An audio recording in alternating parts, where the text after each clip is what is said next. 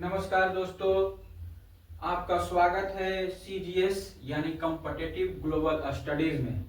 तो जैसा कि दोस्तों मैं आप लोगों को बिहार स्पेशल पढ़ा रहा हूं और बिहार स्पेशल में आप लोगों का बिहार की नदियां तक मैं खत्म कर दिया था। अब जो आपका आज टॉपिक जो है आपका बिहार की मिट्टी के बारे में पढ़ेंगे। तो सबसे पहले जानना ये है कि बिहार की मिट्टी से पहले तो जानेंगे कि यह मिट्टी यानी कि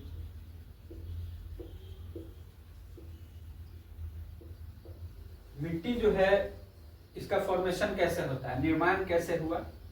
और जैसा कि मेरा पढ़ाने का फॉर्मूला है वाई, हाउ और वाट।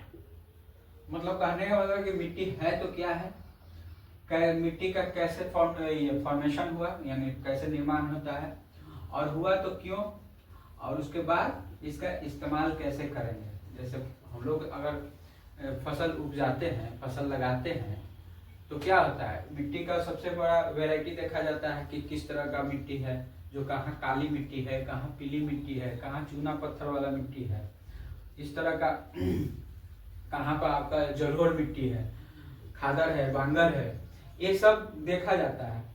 तो ये सब को आप लोगों को पढ़ाने से पहले मैं ये बता देता हूँ कि मिट्टी का फॉर्मेशन कैसे होता है, उसके बाद हम लोग चलेंगे मेनली टॉपिक। तो आइए, जैसा कि आप लोगों को मालूम ही होगा कि दो तरह का फोर्स होता है।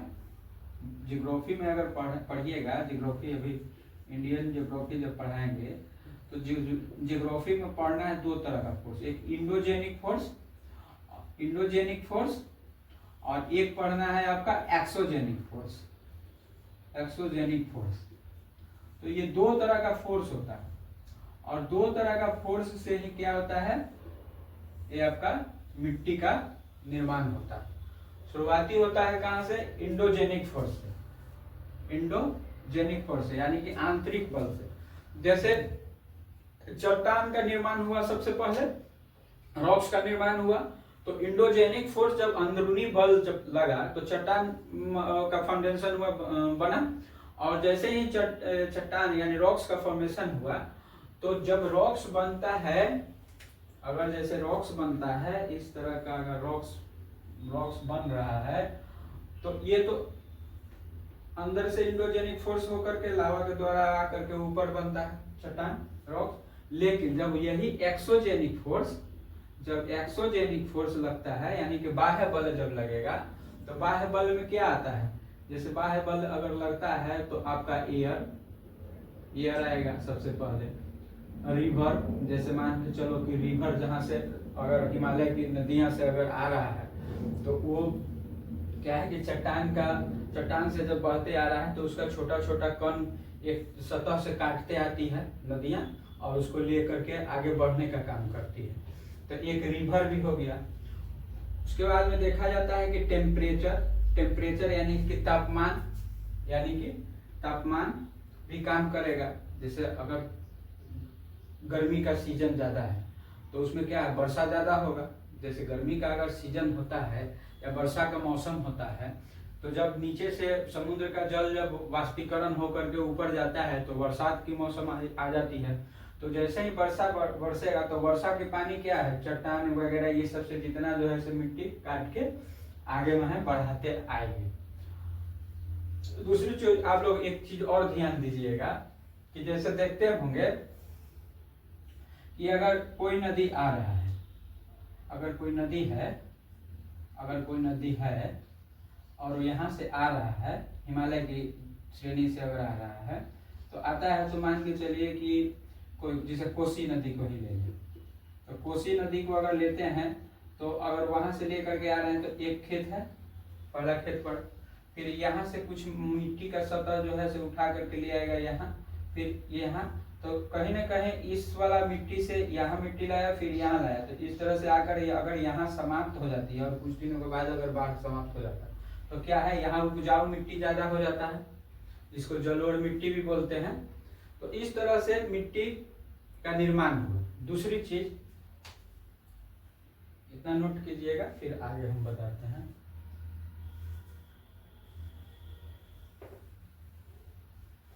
देखिए ये तो हो गई नेचुरल। जैसे देखिएगा यहाँ लिख लीजिए सॉइल, तो मिट्टी बनने में क्या क्या आ रहा है, तो एक तो आ रहा है आपका रिवर, फिर उसके बाद में एक एक्सोजेनिक फोर्स में आ रहा है, एक्सोजेनिक फोर्स लिख देंगे ऊपर वाले बल, बाह्य बल फोर्स, रिवर हो गया, रिवर में क्या हो गया, एयर हो गया, और आपका देखिए टेम्परेचर, तापमान भी प्रभावित होता है, टेम्परेचर। अब देखो सबसे बड़ी चीज है कि इतना अगर आ गया तो छोटा छोटा जो कण आ रहा है, छोटा छोटा जो पत्थर का कण आ रहा है, छोटा कण अगर आ रहा है पर्वत से, तो सिर्फ इतने से मिट्टी का निर्माण नहीं होगी।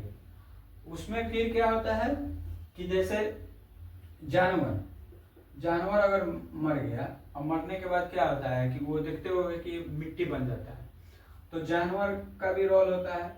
फिर जल ये आपका जीव जंतु, मेनली जीव जंतु से, और जो आपका पौधा यानी पेड़ पौधा जीव जंतु में ही आ जाता है, लेकिन समझा दे रहे हैं। तो जैसे ये सब जो तमाम चीजें हैं ना, जब ये क्या होता है कि पेड़ पौधा की जो पत्तियां सूख करके नीचे गिर जाती है और बहुत दिनों तक अगर वो रह जाता है, तो रहने के बाद क्या होता है कि एक नमी आता है, और नमी होने के कारण उसके बाद में सड़ गल जाता है, और सड़ करके वो क्या बनता है, मिट्टी का निर्माण होता है। और यही मिट्टी जो बनता है ना, तो यही मेनली जो होता है से, और ये दोनों मिल करके जो है एक तरह से यहाँ कार्बनिक मिट्टी निर्माण करता है। मतलब ऊपर वाला सतह मुलायम होता है, और इसमें ज्यादा से ज्यादा उपजाऊ वाला जो फसल उपजता है, तो उसमें काम होता है। तो समझ गए कि मिट्टी किस तरह से फॉर्मेशन हो रहा है। तो मिट्टी सबसे पहले तो माउंटेन में बना, और उसके बाद में जब नीचे से इंडोजेनिक फोर्स लगा तो क्या बना, माउंटेन बन गया। और माउंटेन बनने के बाद ऊपर से जो बाह्य बल लग रहा है, जैसे नदी का सोर्स जो लग रहा है, हवा का सोर्स लग रहा है, फिर उसके बाद में तापमान आ रहा है, क्लाइमेट आ रहा है, पेड़ पौधा वगैरह ये सब का जो सड़ा गला हुआ, तो ये सब तमाम चीजें मिल करके और क्या कर रही है, मिट्टी का निर्माण कर रही है। राइट, तो आगे बढ़ते हैं। अब मेनली अब हो गया मिट्टी का फाउंडेशन, हम लोग समझ गए कैसे ये बना। लेकिन अब समझेंगे कि इसका लेयर कितना होता है। जैसा कि आप लोग को मालूम है कि जैसे मान के चलिए ये अर्थ है, ठीक है, मान के चलिए ये अर्थ है आपका, और अर्थ में पृथ्वी में क्या है, लेयर बहुत है। अगर मिट्टी बन रहा है तो इसका लेयर भी तो होगा, ऐसा तो नहीं कि एक ही लेयर का है। तो देखिए सॉइल का लेयर यानी कि परत। तो परत जो होता है, देखो परत को ही बोला जाता है हॉरिजन। क्या बोला जाता है, हॉरिजन बोला जाता है। तो ये कितने टाइप्स का होता है, तो टाइप्स इसका जो है यानी कि प्रकार, देखोगे कि प्रकार कितना है, तो प्रकार है ए ओ, फिर है आपका ए, फिर उसके बाद क्या है बी, सी, और लास्ट में आर है। यानी कि 5 टाइप्स का लेयर है। और ये जो हॉरिजन बोला जाता है, इस लेयर को ज्योग्राफी भाषा में हॉरिजन बोले, लेकिन ऐसे लेयर होता है। तो ये जो 5 लेयर है, और 5 लेयर को ही क्या बोला गया, प्रोफाइल बोला गया, soil of profile of soil. यानी कि प्रोफाइल, एक मतलब मिट्टी का प्रोफाइल तैयार हो गया ये ओ, ए, बी, सी और आर में। अब ध्यान दीजिए, जैसे ओ जो होता है इसको बोलते हैं ऑर्गेनिक लेयर, या ऑर्गेनिक सॉइल भी बोल देते हैं। ऑर्गेनिक सॉइल यानी कि ऊपर वाला लेयर है ऑर्गेनिक परत। तो ऑर्गेनिक परत में देखते होंगे, सबसे पहले ऑर्गेनिक समझ लेते हैं, कार्बनिक जो परत है। तो इसमें देखे होंगे जो अभी हम समझाए पिछले में कि जब नदी जब यहाँ से आ रही है तो जब यहाँ से नदी आई तो एक खेत से पानी लेकर के ये एक खेत से पानी आते हुए दूसरे का खेत में आया, तो वहां से कुछ न कुछ ऊपर वाला सतह का मिट्टी लेकर के इस खेत में आ गया। फिर उसके बाद में पता चला कि इस एरिया में लेकर आया तो यहाँ भी वो वहां से मिट्टी लेकर, और जहाँ बाढ़ वगैरह आ रहा है समाप्त हो जा रहा है, वहां जहाँ मिट्टी का ठहराव हो जा रहा है तो वहां ऊपरी सतह में देखते होंगे कि एकदम मुलायम मिट्टी होता है, और सूख जाने के बाद क्या है कि हथवा से इसे बिटोरोगे तो बिटोरा जाता है, बिटोर के रखा, तो उसको वो लेयर कहते हैं ऑर्गेनिक लेयर, जो ऊपर वाला जो लेयर होता है। या देखोगे कि गांव देहात में वहां जब खरिहानी लगता है तो खरिहानी में क्या है कि झाड़ू से लोग जब बहारते हैं तो वहां पे भी मिट्टी एक जगह से दूसरे जगह बाहर करके निकलता है, जो एकदम छोटा छोटा कण टाइप पर रहता है, जिसको धूड़ी बोलते हैं, धूल देहाती भाषा में धूड़ी। ठीक है, तो वो जो होता है क्या होता है, ऑर्गेनिक सॉइल होता है ऊपर वाला। ठीक है, इतना समझ गए। दूसरी चीज ए लेयर, जब ए लेयर में आइएगा तो यहाँ क्या होता है कि जो छोटा पौधा होता है ना, जो छोटा पौधा होता है इसी मिट्टी में लगाया जाता है ए वाला लेयर में। जैसे देखे होंगे कि धान जो खेती होगा तो छोटा लेयर ए तक ले जाकर के छोड़ दिया जाता है। जैसे गेहूं जब होगा, चना, ये सब जो होता है ए वाला, जैसे फूल, गुलाब का फूल लगाइए या गेंदा का फूल लगाइए, मालाकार लोग जो लगाते हैं, तो ये सब ए में ही होता है।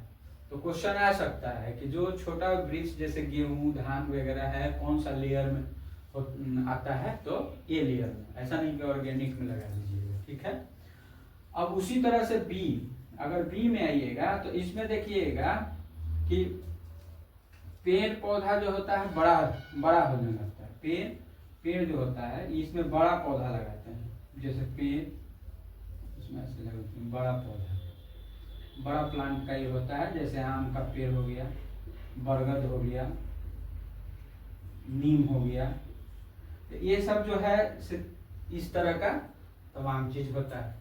सी में वही आइएगा तो सी में थोड़ा बहुत कंक्रीट टाइप का पत्थर मिलेगा, मतलब ज्यादा नहीं, थोड़ा बहुत कंक्रीट टाइप का पत्थर मिलेगा।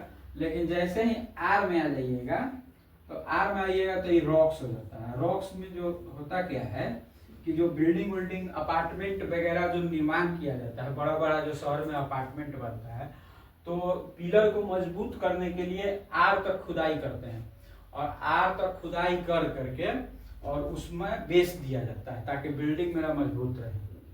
ठीक है, तो हम लोग एक लेयर समझ गए। तो कौन कौन सा लेयर, ए बी सी और आर, इतना लेयर होता है, जिसको लेयर को क्या बोलते हैं, हॉरिजॉन बोलते हैं। और हॉरिजॉन जब ये पांचों लेयर मिल जाएगा तो क्या हो जाएगा, प्रोफाइल ऑफ सॉइल हो जाएगा। इतना कंप्लीट हो गया। तो इतना कंप्लीट हो जाने के बाद अब बिहार की मिट्टियां पर विशेष हो गया कि बिहार की मिट्टी पढ़ेंगे। जब हम भारत की ज्योग्राफी जब पढ़ाएंगे, भारत का भूगोल पढ़ाएंगे, तो उसमें भारत की मिट्टियां भी पढ़ाएंगे। ठीक है, मेनली जो होता है से ये चीज और लिख लीजिएगा आप लोग कि study of soil. Study of soil किसको कहा जाता है, तो पेडोलॉजी को बोला है। पेडोलॉजी का पढ़ाई जब कीजिएगा ना, पेडोलॉजी जैसे, तो स्टडी ऑफ सॉइल कहा जाता है, यानी कि मिट्टी के अध्ययन को क्या कहते हैं, पेडोलॉजी बोलते हैं। ठीक है, ओके। तो बिहार के बारे में पढ़ेंगे अब नेक्स्ट वीडियो में, बिहार के मिट्टियां के बारे में पढ़ेंगे। ठीक है, तो धन्यवाद।